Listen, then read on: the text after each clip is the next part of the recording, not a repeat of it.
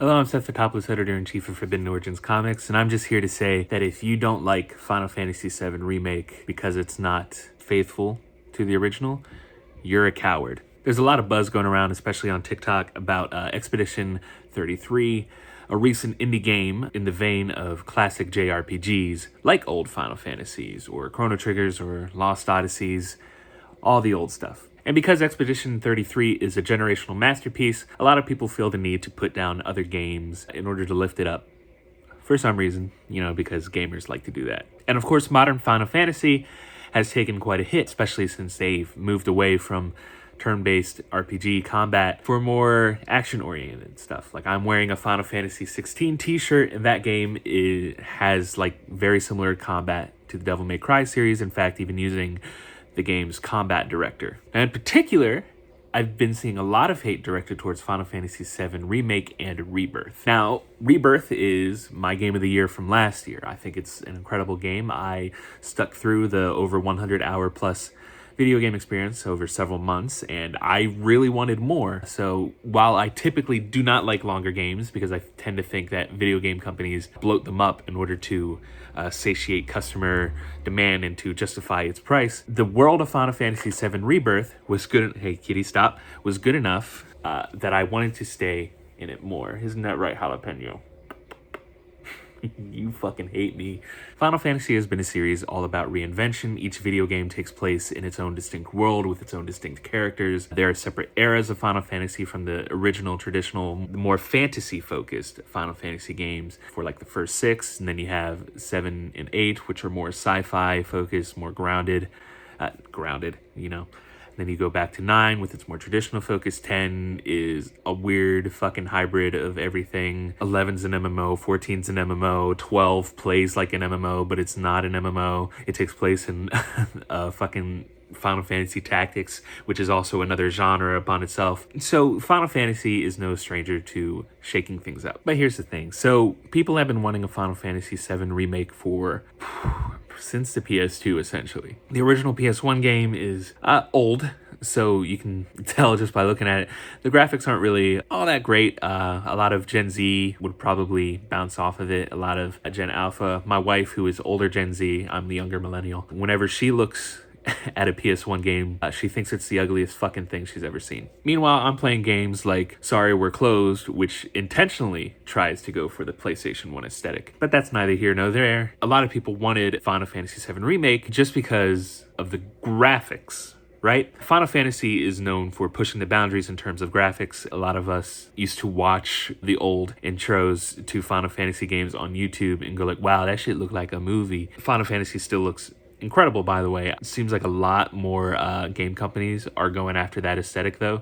So that's a little less than, but they still look incredible. But that's really what people wanted. And frankly, I think that's a waste of time. Now, another reason people wanted a Final Fantasy VII Remake for so long was because if you wanted a copy of Final Fantasy VII, and I'll just use my own experience here. I was trying to find a copy of Final Fantasy VII in the mid-2000s, let's say up until 2016. That shit could go up to $300. $300 for a PS1 game. And that was the only way you could play it for a long, long, long time. So it makes sense, wanting faithful remake at that time. But it's 2025, and when Final Fantasy Remake came out, I think it was 2019, you could pick up Final Fantasy VII on your PlayStation, on your Xbox, on your PC, on your Switch, and on your fucking phone for less than $20. And it regularly goes on sale, so you could probably pick it up for 10 or 5. We do not live in the world anymore where there's a Final Fantasy VII scarcity. You can pick up Final Fantasy VII anywhere, so that eliminates one reason for the remake.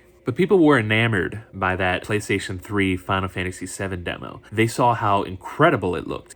It's got stuck in their heads, so that's kind of what they want Final Fantasy VII to look like. Now we've evolved way past that. Final Fantasy VII Remake looks worlds beyond that Final Fantasy VII PS3 demo. So a lot of people are hinging all their hopes onto it, but it's we don't really need that. In fact, I think what we got was way better than a remake. So I got pretty far in this video without explaining why Final Fantasy VII Remake and Rebirth are different. They're not remakes. They're sequels. So the villain of Final Fantasy VII, Sephiroth, was able to basically start a time loop, essentially, that remakes the events of the first Final Fantasy VII, and he's trying to influence it, change it in some way in order to make himself win, you know, and also just to fuck with Cloud because he really fucking hates Cloud. So there are characters in Final Fantasy VII Remake and Rebirth that remember the events of the original, as you are playing through the events of the original expanded upon. Now, a lot of people really fucking hate this, and I think they're kind of lame. They're kind of boring people. They're like, I just want to play Final Fantasy VII with good graphics. I'm like, okay, just play Final Fantasy VII and get the fuck over the graphics. Just do that. Instead, they're hyper-focused on like, well, the changes, what the changes could mean in the future. It's like, at this point, just let it happen. It's an incredible artistic thing because now we're in the age where a lot of the people that were in their 20s and 30s when they made these fucking masterpieces, these grand masterpieces, are going back as adults, like people in their 50s or even their 60s, and going like, well, what did this mean to me then? What does it mean to me now? What does my legacy mean? And so they get to comment on it with their more modern takes on the remakes. So a lot of people are calling it a remake-wul derisively. I prefer the term rebuild just because it sounds better, which comes from Evangelion, another situation where it started as a remake of the original Evangelion, but then it changed to its own thing with its own story due to a time loop. Now think about it from an artist standpoint. Would you really be wanting to make the same game like 30 years after you made it? Not really changing anything, keeping the same gameplay, keeping the same characters, keeping the same writing, just giving it a facelift, maybe like fixing one or two things that bothered you. Would that really be a good use of your time? Is that a good use of Nomura's time? Is that a good use of the people that wrote Final Fantasy VII?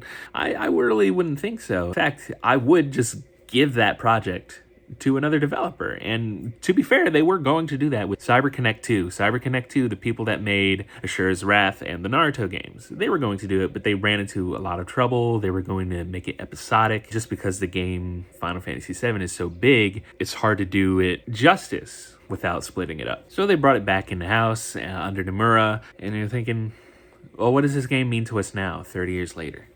And here we are. We're now in the remake trilogy. So we're getting Final Fantasy VII Remake, which was just the beginning half, Midgar. And then you got Final Fantasy VII Rebirth, which goes all the way up to Aerith's death. Sorry for spoiling a 30-year-old game. And then Final Fantasy VII, we don't know the title. It's just going to be the end of this remake trilogy. We'll finally know what 7 minutes means. Hopefully, it all comes together. If not, it was a very interesting ride. I also have a sneaking suspicion that the people that hate Remake and Rebirth didn't really play the original Fantasy VII, and so they're mad that the game doesn't follow the original so closely, so they can't say they've played Final Fantasy VII. They have to say they've played the remake, which is a sequel to Final Fantasy VII. I don't know, that's just my thoughts. If you don't like Remake or Rebirth, that's fine. I do think you're a little bitch, though. Anyway, I'm Seth Fotopoulos, Editor-in-Chief of Forbidden Origins Comics.